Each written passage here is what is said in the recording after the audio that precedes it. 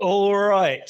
It seems that people have stopped coming in through the door, so we've probably got as many people as we're going to have this afternoon, which is good because we seem to be full. I hope you enjoyed lunch and are ready for an afternoon of high performance computing, or at least the next 88 minutes or so. My name, as it says on the slides, is Chris Edsel, and I have already committed the first faux pas of academia of not giving credit where credit is due, because these slides have now got some content added by Tom, and the chap who's just escaping, Nero, is going to help lace it. Tom and Nero are going to help. Hopefully Nero will come back. Tom was waving up the front. How this is going to work is I'm going to babble on about high performance computing for a bit. I'll give you a short exercise to do, which you just have to look at a website and answer a couple of questions. And then we're going to do the really tricky bit, which is to try and get everybody logged into the high performance computing system that we have here in Cambridge, unprosaically named CSD3. I'll explain the name when we get to it. That will take some time. I hope you have patience. It would be good for everybody who wants to do the hands-on exercises to be able to log in, particularly for the exercises we're going to be able to do tomorrow. It is the most error-prone part of the process, so it might take some time. So if you do successfully log on the first go, maybe read XKCD or do some stuff while the rest of the room catches up. So anyway, that's for future us. In the meantime, I'm going to explain what high performance computing is, but I'd like to know who I'm talking to. In particular, what your level of knowledge of HPC is. I'll keep on saying HPC rather than high performance computing because it's a mouthful. So who has an inkling of what HPC is? Show of hands. That is 2/3 of the room. Okay, maybe intro wasn't the right level to pitch it. So you might know what it is. Who's actually logged in and used high performance computing? That's again about 2/3 of the room. Maybe we should have done the survey before the summer school started. So this is good. You can point out all the bits I'm getting wrong. Let's launch into it. So what is a supercomputer and what is a cluster? So terminology. Some people talk about supercomputers. Some people talk about high performance computers. Some people have a very particular definition for supercomputers.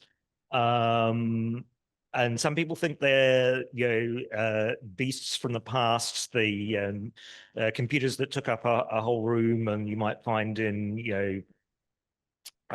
evil masterminds, dungeons or whatever. I'm going to use the definition that's on the screen there, that a supercomputer is just one of the most performant computers in the world at any particular point in time. So people will say, oh, the Cray XMP computer isn't a supercomputer because my iPhone is more powerful than that. It was at the time, and so I think it's important to say it's supercomputer relative to all the other computers that are around right now. There are people who have a much more restrictive definition than that, but that's the one I'm going to go with. Another term you might hear quite a lot is cluster, and that's a particular way of arranging servers and storage and networking to do high performance computing. Most of the supercomputers for the past few decades have been clusters. So there was a time when supercomputers were bespoke, weird architectures using not using silicon, using gallium arsenide for their transistors, and hand-wired cables to make sure they're getting squeezing the last nanosecond out of the communication. That's not how we tend to build them these days. Even the ones that come with a big, that you name them, like say the biggest ones in the world at the moment, Frontier, Aurora, etc. They look like they're a product because they come with big graphics on the side of them, but actually if you open the doors up, it's just a whole bunch of servers in racks. And so that's actually a very scalable architecture. You can start from a very small number of servers, like in your department or in your research group. The system we're going to be logging onto this afternoon has about 1,500 servers, maybe 2,000-ish, and some of the biggest supercomputers in the world will have the order of 1 million. So clusters is how we build supercomputers these days. Why would you want to use HPC? I think it's probably clear for the people in this room, we're all in climate, and that's one of the 3 traditional areas for needing supercomputing. They're used for simulating nuclear reactions, which is why the US government has an interest in there always being a US-based supercomputer so that they can do their stockpile management. They are used for simulating, if you go a few length scales up from subatomic particles, they're used for molecules and molecular dynamics, simulating chemical systems, and even on larger physical scales, forecasting the weather and predicting what future climates might look like. Those were the 3 traditional areas of HPC for decades. That's what people use these supercomputers for. They are now being used more for life sciences, which again is chemicals, but larger assemblies of chemicals. And for the past few years, artificial intelligence, has been a big driver of the use of supercomputers and also the design of supercomputers. And that's perhaps not a great thing for us. It's great if we're doing AI in our work, but for the people who are doing simulation, that's driving some weird economics, which I might get onto later. Who knows what floating point maths is? That's interesting. That's fewer people who stuck their hands up for HPC. Who knows what 1 + 2 is? Tom, what's 1 + 2? Great. What's 0.1 plus 0.2?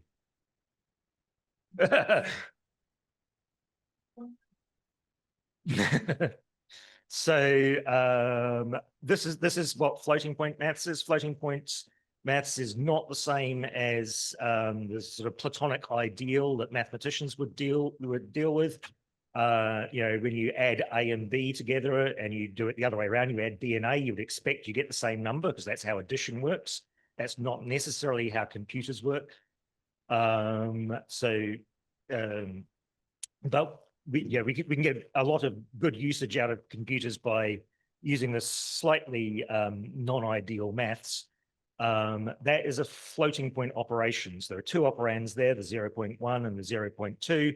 And the operation is addition.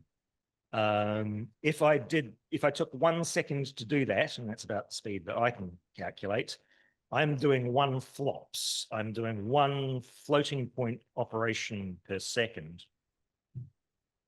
Oh, I misordered the slides.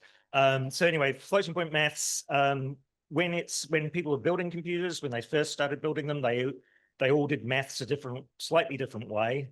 And later on, after the 60s and 70s, they went, this is a bit silly because we do the same calculation on 2 different computers and get 2 different answers. Could we maybe standardize that? And so they've standardized how floating point maths is supposed to work.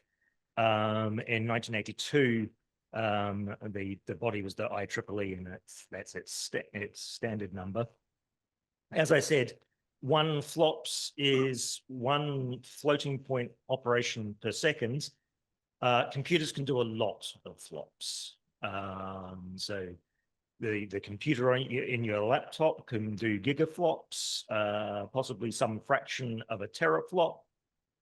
Computer we're going to log into this afternoon does some petaflops to some tens of petaflops.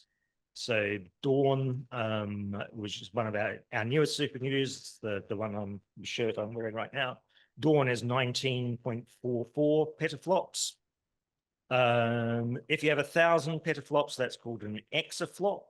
There are machines in the world that can do that. There are at least 3 in America that we know of. The Chinese may have some, but they're not telling us.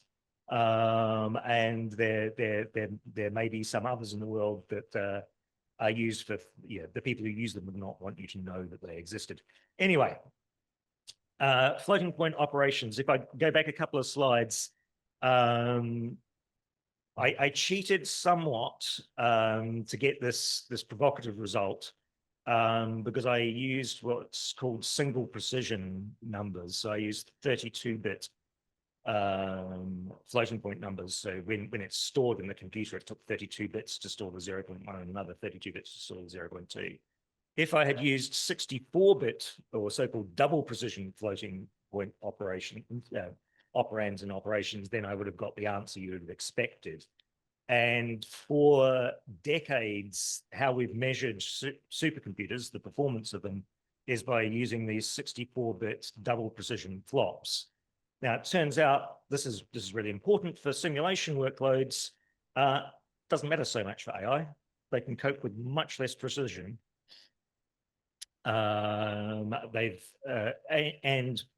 What you win by having less precision is less space taken up to store the numbers. So less space in main memory, less space in caches, so you can fit more values into the same size cache, and so you can get a lot more performance out of it. So float 16 is half of the 32 bits. So that's what we call a half precision number. That is actually standardized by the IEEE. B float 16, the B stands for brain.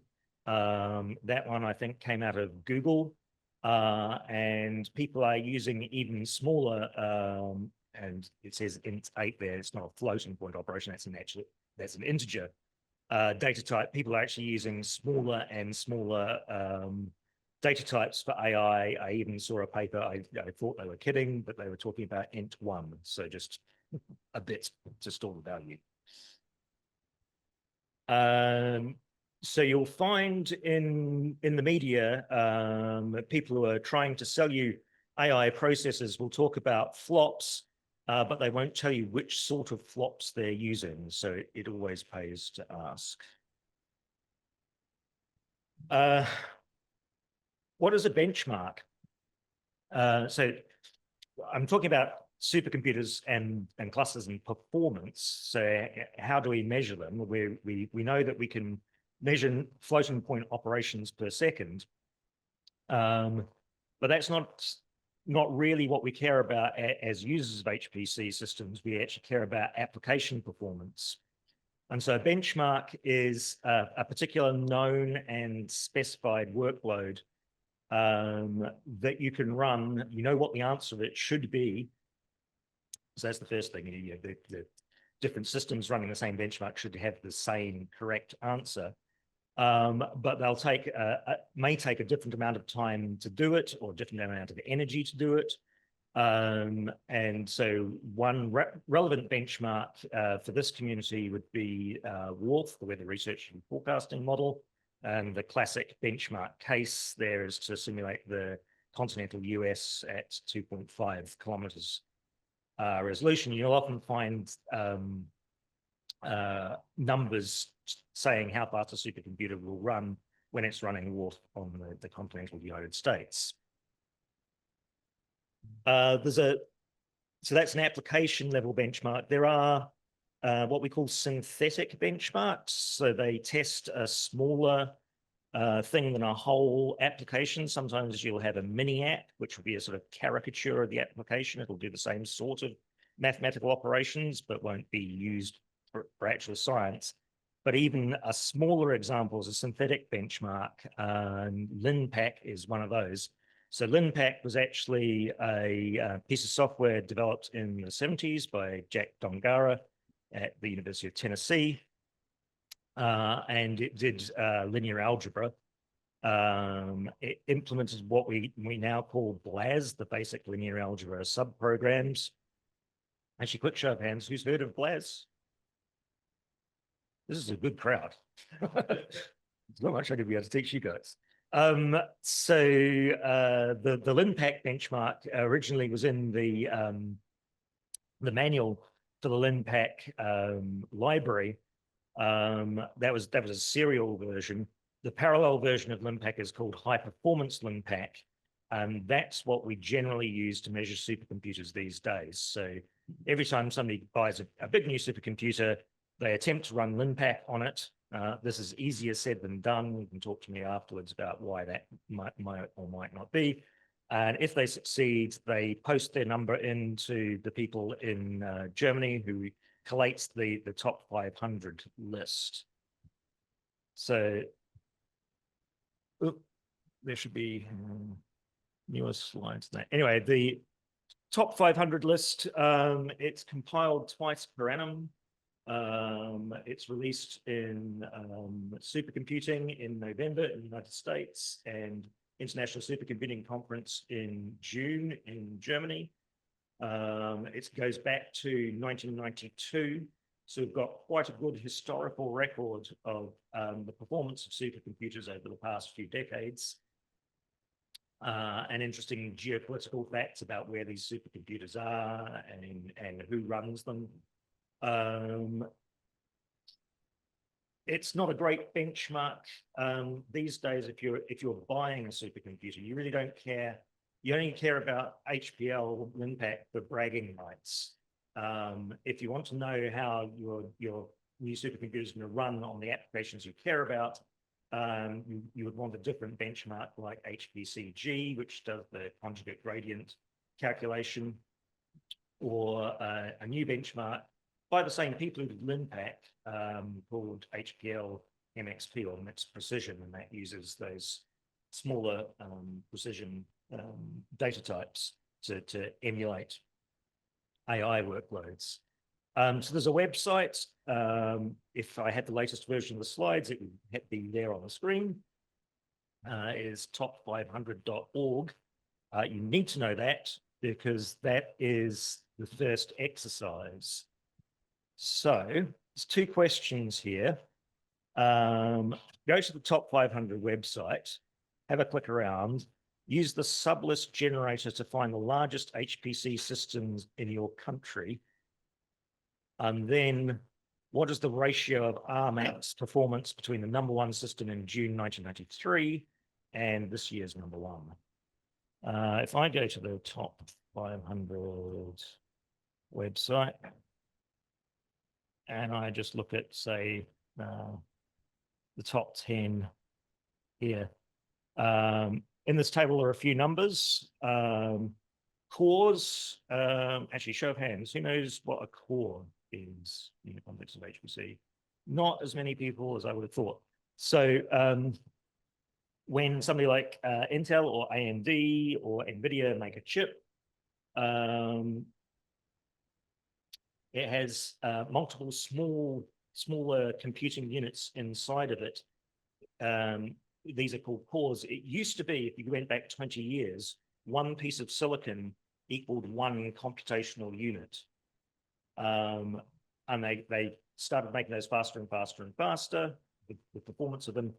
But eventually they ran into a point where they couldn't make an individual computing unit any faster.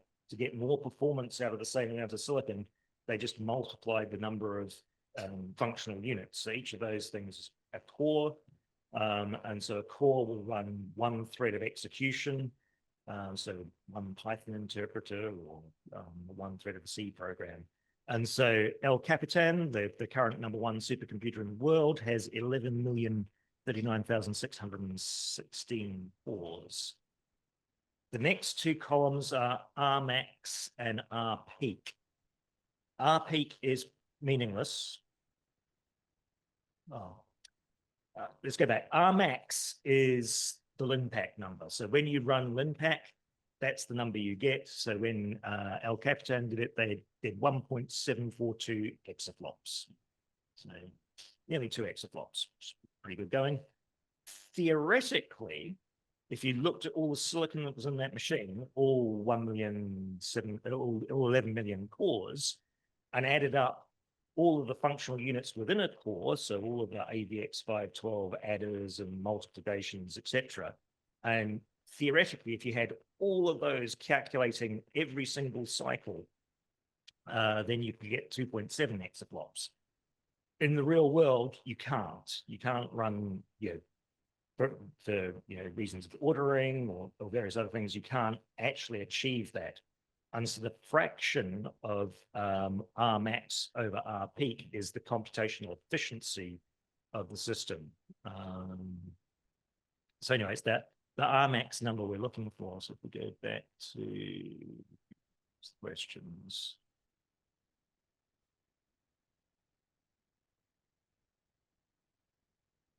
Which countries were people looking at? So I did the same thing. I tried New Zealand, and you have to go back quite a few years before you actually hit any entries from New Zealand. So India, I'm sure there must be some in India. Which other countries have people tried? Oh, Germany? Yeah, you've got to be careful with the units here. So if you look in 1993, they're talking about petaflops. And if we go all the way back to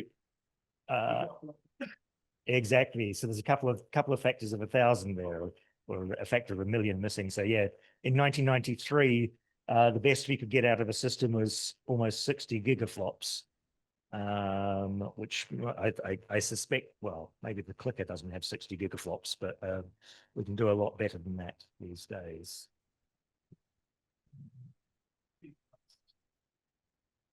Right. So I lost it.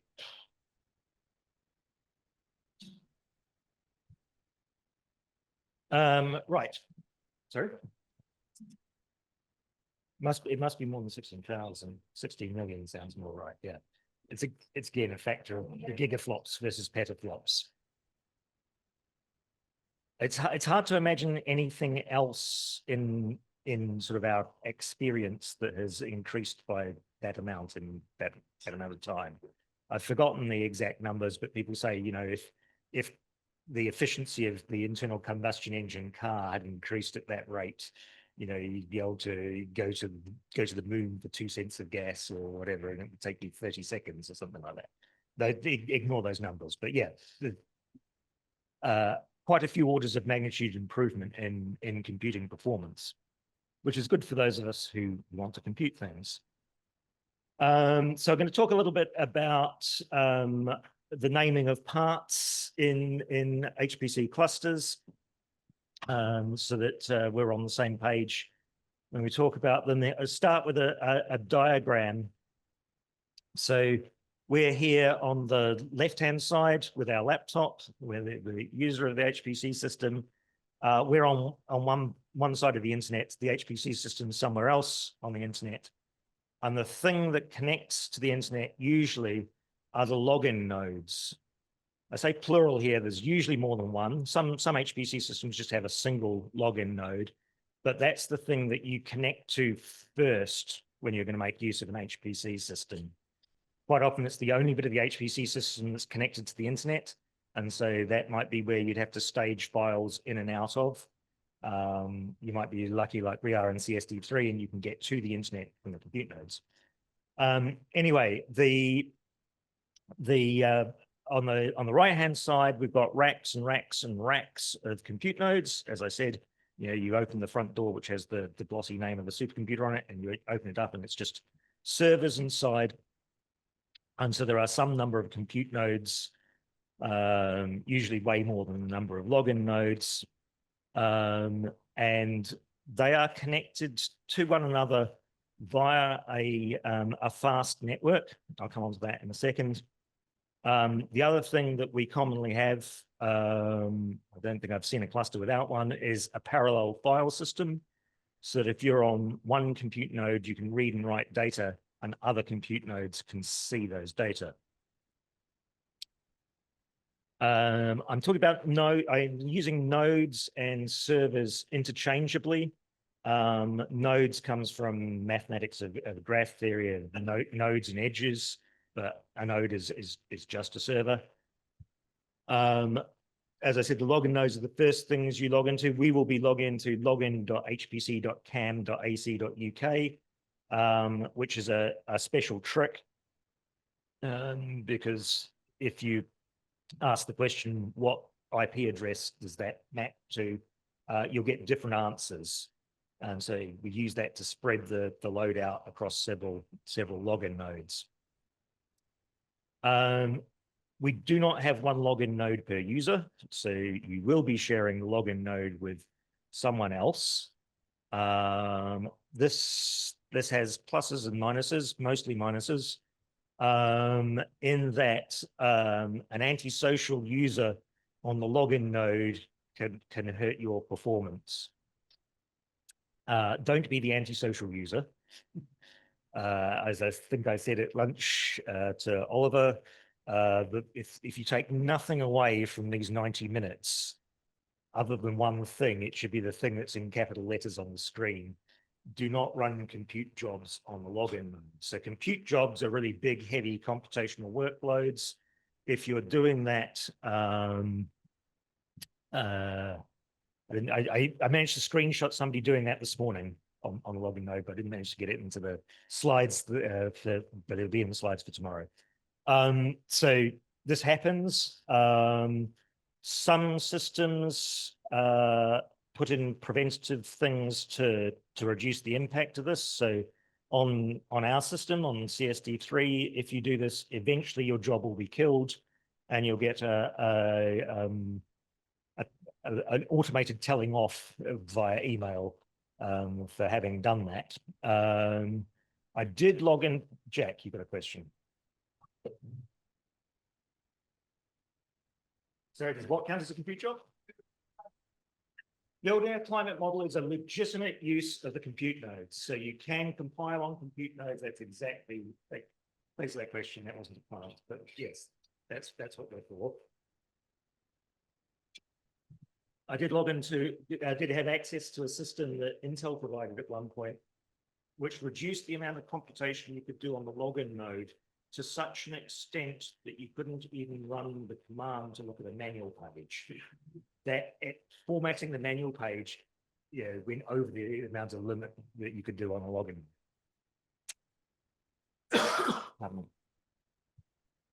Compute nodes, this is where you do the heavy lifting work. These are normally managed by the job scheduler, and so you don't normally log into them directly. So you stay logged into the login node, you submit a job to the job scheduler, the job scheduler sorts out who gets access to which compute nodes at which time. Quite often you get exclusive use of the compute node on CSD3 on our system. They can be shared, so you can have a fraction of a compute node, because compute nodes are getting quite big these days. You can have 128, 256 cores on a compute node. So if you were running a single-threaded Python application on one core and had 255 of them idle, that would be a reasonable waste of resources. So we do allow node sharing. That isn't always the case. Some HPC systems you've used might not allow that. One thing to watch out for is that sometimes the compute nodes have a different architecture to the login nodes. And when I said architecture before, I was talking about how the cluster's arranged. When I'm using architecture on this slide, I'm talking about instruction set architecture. So that's the particular revision of the CPU chip, what instructions it understands. And so the trap there might be, there's two ways around it can go wrong. If the compute nodes are of a later generation than the login nodes, you can compile your program on the login nodes, and it'll use the earlier version of the instruction set, which might not be as performant as it could be. And so then you're losing performance when you run that binary on the compute nodes. It's not making use of all of the newer features of the chip. So one example would be AVX2 on the login node versus AVX512 on the compute nodes. If you're not using the AVX512 units, you're leaving a lot of performance on the floor. The other way around is if the compute nodes are older than the login nodes, you might compile something on the login node. It uses the new fancy instruction. You got to run it on the compute node, and the compute node says, I have no idea what that instruction means. In fact, you get the error message, illegal instruction. So if you are faced with a cluster that has mixed architecture for login and compute nodes, it does pay to recompile, to run a job on the compute node to do the compilation there. So that would be a counterexample to what Jack was talking about. So yes, do build on the login nodes. That's fine, especially if the login and compute have the same architecture. If they don't, that's one thing to look out for. The shared storage. So I mentioned the parallel file system, so you can write on one node and read from another the same data. This is another of those bits of the HPC system, which is a shared resource. This is different to, say, the cloud, where if you went to AWS, they hard limit people's I/O performance so that one customer can't crowd out another customer. That's not generally what happens on HPC systems. It's a free-for-all. And so a poorly behaving I/O workload can make the storage slow for everyone. So where that might come up in climate applications, don't write out, if you have 1,000 cores all doing a calculation, don't have 1,000 of them writing to the disk. You would use so there's two obvious ways to write the data out. You can write it from every process, or you could send all the data to one process and write it out from one process. Neither of those are the right answer. They're not performant. The best answer is, in fact, to use a multiplexer to write from some fraction of the nodes to some smaller fraction of the nodes. That way you get good performance and you don't thrash the storage system too much and inconvenience other users. So XIOS is one that's used in a bunch of climate models. ADIOS 2 is another of those IO multiplexers. And the interconnect is the bit that goes between the compute nodes and the storage. Sometimes the login nodes, sometimes not. And this is what makes your supercomputer super. It's fast in two directions. So if you think of your home broadband, the speed of that's usually measured in terms of its bandwidth, how many megabits per second you get out of your broadband. That's one of the dimensions of speed for networking. If you're a gamer, you'll care about the other ones, so less common for people to know about or care about, which is the latency. That's how long it takes a message to get from one place to another. Quite often measures the round trip latency, how long it takes to get there and back. And that is actually of super critical importance to our field. So there are users of HPC systems who don't care about the latency, they just want the bandwidth.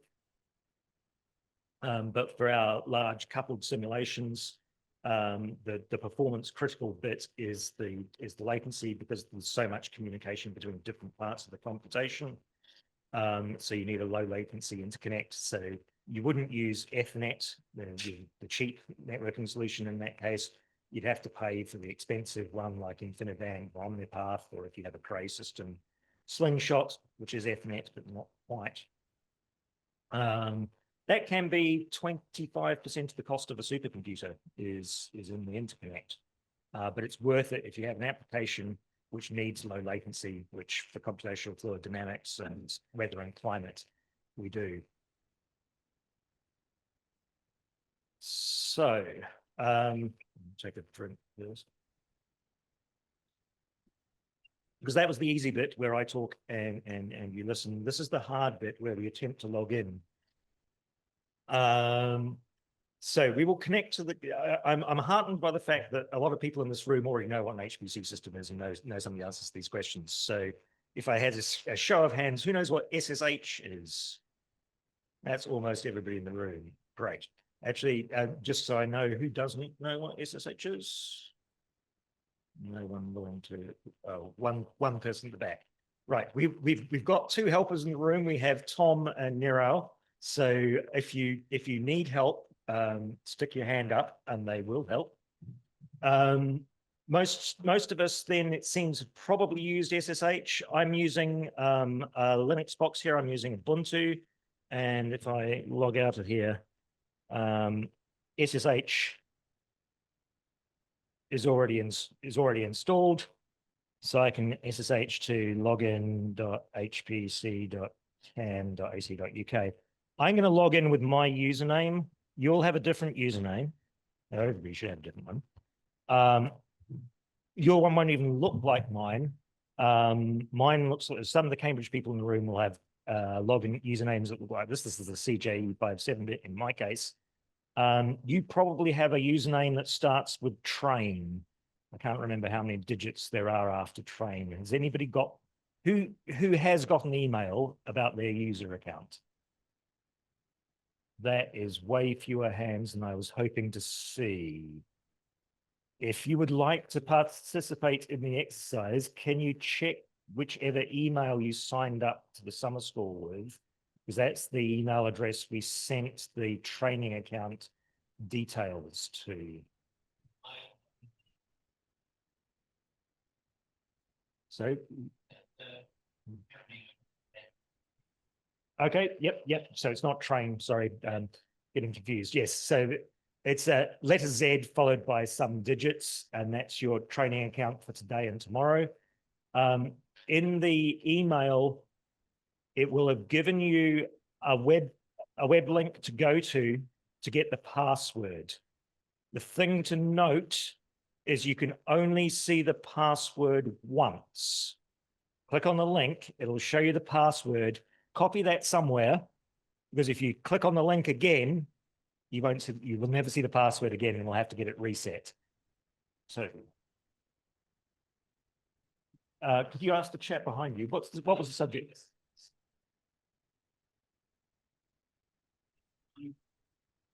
Yeah, so at 9 o'clock this morning, an email, the subject ICCS Summer School CSD3 training account. That is a good point. Please do check your spam folders, junk folders. I think the good news is we've probably got enough people logged in that we can move on. If you've still got a problem, stick your hand up. Tom and Nero will come around and help as much as we can. But we do seem to have a lot of people logged in, so we can make a start on some more of these exercises. Before I knew what the expertise in the room was, I thought I might have to explain the command line. Again, for fun, show of hands, who knows what the command line is? Who does not know what the command line is? Wow, cool. A lot of people don't like it because you can't just click around and see what you're going to do. You have to know what you're going to do before you type it. Otherwise, the system just gives you an error message. A lot of people are worried about an HPC system, that they think they'll break it. I told you before about antisocial behavior of running compute jobs on the login node, or doing bad I/O on the shared file system. Those cause inconvenience to other people, but they don't actually break the system. You can't really break the system. If you can, then it was misconfigured, and it was the admin's fault, not yours. We have had somebody in the team manage to set a server on fire by running linpack. But that's very unusual. You would not normally do it. Nothing you do by typing stuff and hitting command will ever damage the system irreparably. Yes, one thing that trips up novices, although not people like yourselves, is sometimes you type something in and nothing happens at all, and that's just Unix being Unix. It's very sparing about its feedback. You probably will not then need the software carpentry's introduction to the command line. Who knows who Julia Evans is? Two people in the room. Cool. Everybody else is going to learn something. Actually, if I just search for Bork, which is a handle.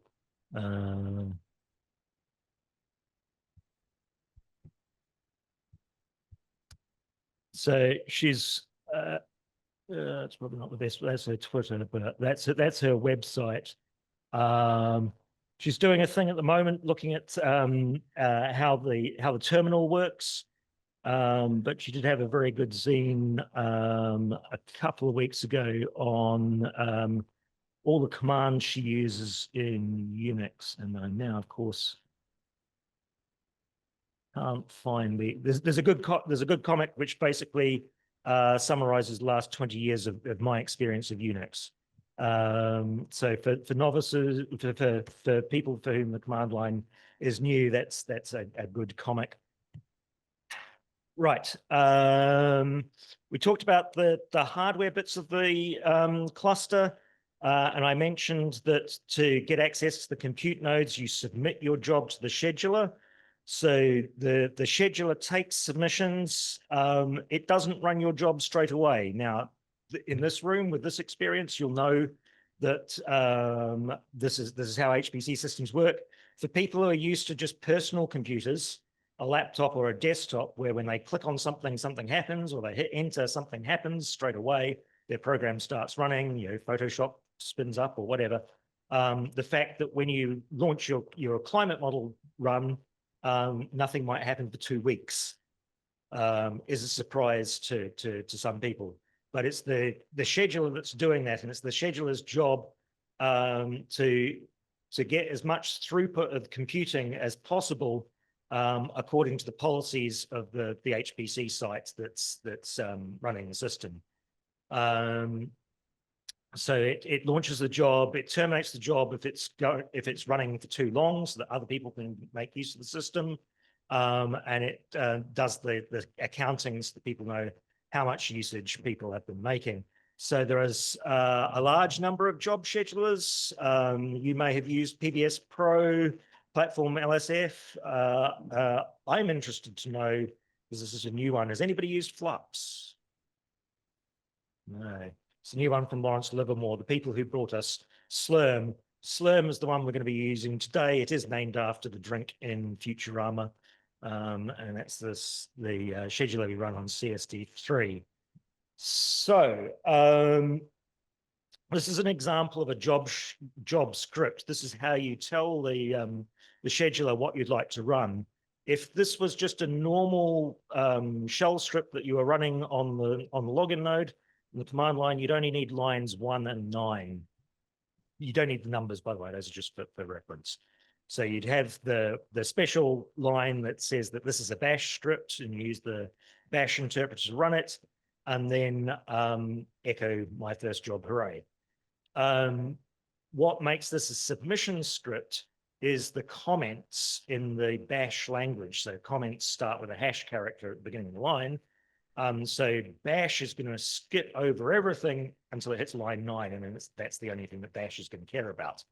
But the job scheduler is going to look at lines 2 to 7 and go, oh, SBatch in capital letters. That's an instruction for me. And so this is how you explain to the job scheduler what the size of your job looks like. And in the case of CSD3, we require the -- account option.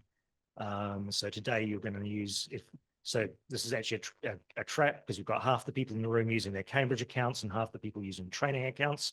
If your username starts with Z, use -- accounts equals training CPU. If you're logged in with your normal Cambridge user account, use your normal Cambridge Slurm account. You know what? I think it can be anywhere, but I've never seen anybody do it other than that at the top. So you would be breaking with convention, which is unwise. But I think you're right. I think it parses the entire shell script first, and then does its thing, and then copies the shell script to where it needs to be to run. So I think, yes, if you put the directives anywhere, it would work. Don't do that. Do it. just be normal. I don't have a slide on this. I was going to cover it, but I'll cover it now. It's a very good question, to which I don't have a good answer. The answer is experience. So I said earlier that one of the jobs that the scheduler does is it terminates jobs that are overrunning. So if you said, I want an hour of CPU time, and it's actually going to take a week, the job scheduler doesn't care. After 1 hour, it just kills your job. So it pays to overestimate, so then your job doesn't get killed. On the other hand, your job would run sooner if the scheduler knows it can fit it in a gap. So if you way overestimate, you're going to have to wait a very long time before your job starts. So there's this tension. You want to overestimate so your job doesn't get terminated, but you want to closely estimate so you optimize start time. Basically, the only way you can do that is with experience, or if you're in a research group and you're doing the same sort of job as somebody else, you turn around and ask your colleague, do you do 2 hours or 6 hours or whatever. But yes, it's experience. That is in fact one of the exercises we do. Yes. It depends. And so one of the things I wanted to do was mark each of these slides when I have a CSD3 specific thing on it. So for instance, the requirement for a Slurm account, the minus account equals, is specific to CSD3. There may be some other Slurm clusters that require that. I've been on ones that don't. Requiring the time, I think if you don't put it in, you get a default time of an hour. That's a good experiment. You can do in a second. Yeah, so this is the awkward thing about HPC. I'm telling you about some of the generic things, like I gave you a generic diagram of a HPC cluster, because there are some things that are common across all HPC systems, and then there are others that are very specific to each site, and you would need to look at the site's documentation or talk to the site's admins. Yes. It does. And this is something because I thought we were going to have a more beginner level class than we do. So let me just take a second, because unlike the training accounts, I have to. No, great. I wasn't going to mention partitions, but since you bring it up, since you bring up something that touches on partitions, I will. This is also a command that's not in the slides, but it's very common if you've used Slurm. In fact, I saw somebody at the back typing this earlier. The sinfo command gives you information about the Slurm cluster. And in the left-hand column, we've got what are called the partition names. So we've got groups of nodes that are similar, but distinct from other nodes. So when I was talking about architecture before, all the nodes all those 550 nodes that are CC Lake all have the same chip in them. They've all got the Intel Cascade Lake chip. So these ones that Cascade CC Lake High Mem, they've got the same chip and run the same instruction set, but these nodes actually have more memory per node. That might be something you need. The Ice Lake ones, on the other hand, have a much newer, a newer CPU type, as do the I can't find the Sapphire. These ones, the Sapphire Rapids. So we've got different partitions. This third column is the maximum job time, and so apparently Ice Lake Long, it's infinite, but Ice Lake High Mem, it's 7 days. There's something even trickier on CSD3, is we have different quality of service levels. This is a Cambridge specific thing. So you can get free access to the machine, but only a little bit. If you pay cold hard cash, you get better priority and better queue length times. So yes, the maximum length of time you can run a job for is very system dependent. When I was in New Zealand, my boss wanted a 12-hour time limit. It was eventually haggled up to 24 hours. I've been on systems which had a 3-month time limit. The problem there is, if you want to do any scheduled maintenance on the cluster, you have to wait 3 months after you decide to do it until all the jobs have theoretically finished. So that's why they're shorter than some people would want. If you need really long run times, what you should do is figure out how to checkpoint and restart. So how to break figure out what to save so you can break the computation at a particular point and then restart it. And then we can talk about chaos and other things over coffee. Right, we've got 30 minutes and I think 3 exercises to do. So we should be able to get that done. So anyway, after you've created a job script like this, which describes what your job's going to do, this one, it's echoing the line, my first job, hooray. That should take a fraction of a second. So 2 minutes is the time length I've put in there. That should be fine. I've also said, this is a single core job, so I'm only going to request one node. I'm only going to request one core. That's sufficient for this level of computation. So I use the command sbatch and the name of the script that I just written. It could be called job.sh or submit.sh or myclimatemodel.sh or whatever. But you give that to the sbatch command, and it will give you back a number. As I said, your job probably won't start straight away. It'll go in the queue, and you can look at the contents of the queue, the Slurm queue, by running the command sq. That will give you quite a lot of output. So if we have a look at it on CSD3 right now, there's lots of jobs. In fact, if I count them,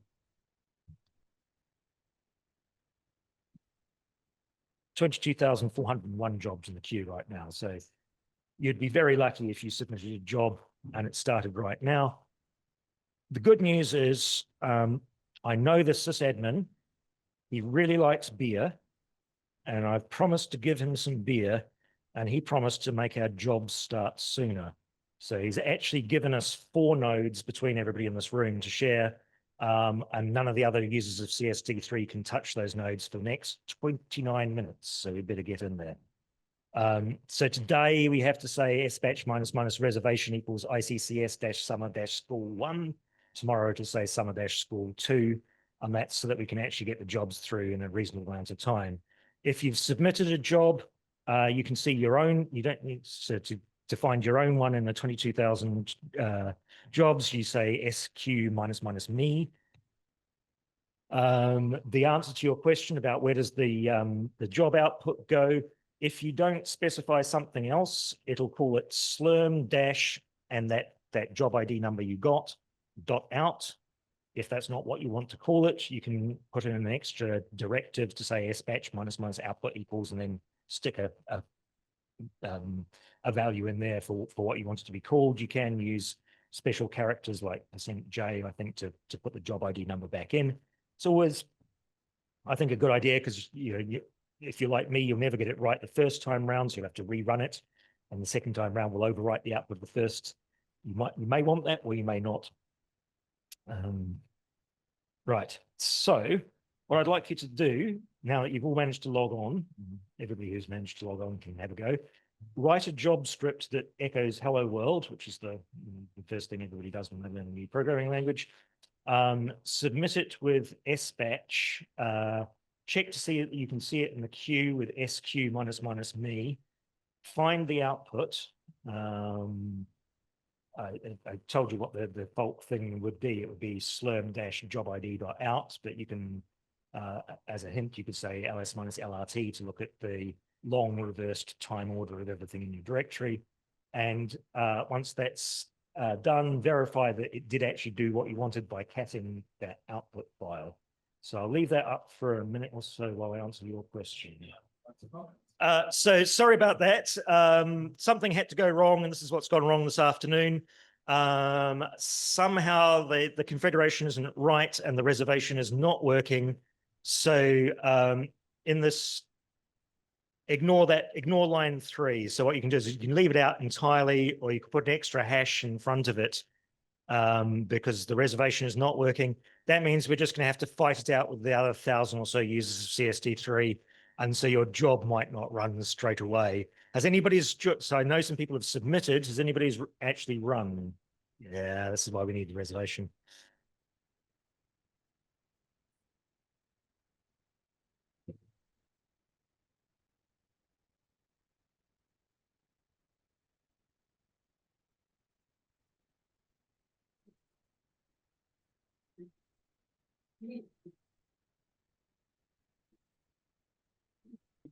That's good. I can see some people are going off piece. Some people have got 2 minutes, and some people have requested a 1-minute job. But I think unless Stuart can fix this in the next few minutes, we may be out of luck. I believe you're top. I believe your one will go first, but that might not happen till tomorrow at this rate. I've thought of something useful we can do. Even though the jobs we've got aren't running, we can practice killing jobs. So, because that will still work. So exercise 3 would have been to make a job that just sits there and does nothing for a while. So it sits there running, which sometimes happens in real life. You make a mistake, and the thing you thought was going to run for a week's not actually going to do anything useful. So you just want to kill it and try again. So to get rid of a job that belongs, you can't get rid of anyone else's job. To get rid of your own job, look at the queue and then find the job ID and run scancel your job ID. Then you can check with SQ again to make sure that it's gone from the queue. So if I look at this, we've got currently 12 in the queue.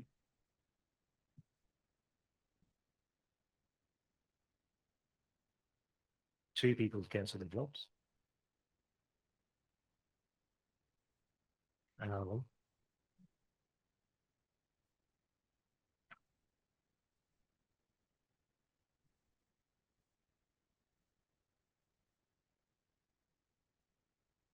Oh, there's another. Okay, so that one's a fairly easy one. I think what we'll do, I'll just do this as a quiz, and then we can go and have coffee early, and we can come back tomorrow, hopefully with the cluster configured so that we can run jobs. So what I was going to get you to do, and this goes to the question that was asked earlier about how do you estimate the time of a job. I was going to get you to run a job that was going to take 180 seconds, but only request 1 minute of wall time. What do people think would happen in that case? So that's a really good observation / question. What happens if you're just doing nothing useful with the CPU? If you're just sitting there waiting, Slurm doesn't care. It cares about wall time, which is an important thing. And we'll get onto this tomorrow when we look at profiling. It's really up to you as the user of one of these large systems, which chews a lot of energy, creates a lot of CO2 emissions, which is one thing. I think one thing we can be agreed in this room we need to reduce. It's up to you to use that efficiently. The example I gave earlier, you're using a whole node and you're only running one thread, so you're wasting 255 out of the 256 cores. That would be really inefficient usage of the CPU of the cluster, but the job scheduler is not actually going to care about that. Now, I do know there are some clusters in Germany who look at this all the time. So they're 100% of the time your job's running. It's monitoring to see if you're making best use of the CPU. If you're not, the cluster admin will tap you on the shoulder and have a word. We don't do that on CSD3 because we're using the financial model. So if you're paying for the service level 2 access, you're paying for the wall time, whether you're using it efficiently or not. And we hope that the economic lever would cause people to use the CPU efficiently. But yeah, Slurm doesn't care, just wall time. Any more questions? Yes, okay. One you don't have access to. In our case, it runs very, very slowly because it runs on a very, very old computer, and we've bought some newer, faster ones. In particular, the disk where it does all the Slurm database activity is holding things up. So on our system, when I talked about accounting and money, you can run a command my balance. I don't know what it will do on the training accounts, but the normal Cambridge users, they can type my balance and see how many CPU hours they've got left. That should take a second or so. It takes about 3 minutes at the moment because the Slurm controller is running really, really slowly. Yes. Great! Is that what it wrote? What was the output saying? All right, cool. That's what I asked you to do. Congratulations. Proof by existence. We have one job that ran. So what happens if the scheduler goes weird? Fortunately, not your problem. That's Stuart, to whom I owe slightly less beer. That's his problem. What can happen is it'll stop accepting new jobs. but jobs that are already running will carry on. You restart the Slurm controller, it goes out and talks to all the Slurm daemons on all the compute nodes, and it says, oh, there's a job already running here, and it picks up, where it left off. Sometimes it all goes horribly wrong, and you just have to start again from scratch. I've seen that happen on other systems. I haven't seen that happen on CSD3, and I've been here for 4 years. So every time I've had a Slurm problem, we've always been able to pick up from where we left off. So memory usage if you store data. So those are, I view those as two separate things, but they're measured in the same quantity, which is bytes. Bytes of RAM are at a premium. So there's only a certain amount on a node, as we saw earlier, if I just get the sinfo. And so we've got some number of nodes of a particular node type, and then a much smaller number of high memory ones. Wow, Sloan is having a day. So if we look at this, let's ignore the UKAA stuff, but if we look at the isolate, we've got 163 plus some more, maybe 200. I don't know, there's another lot there. 500-ish isolates, only 75-ish, call it 100 high memory ones. So fewer of them, they're at a premium.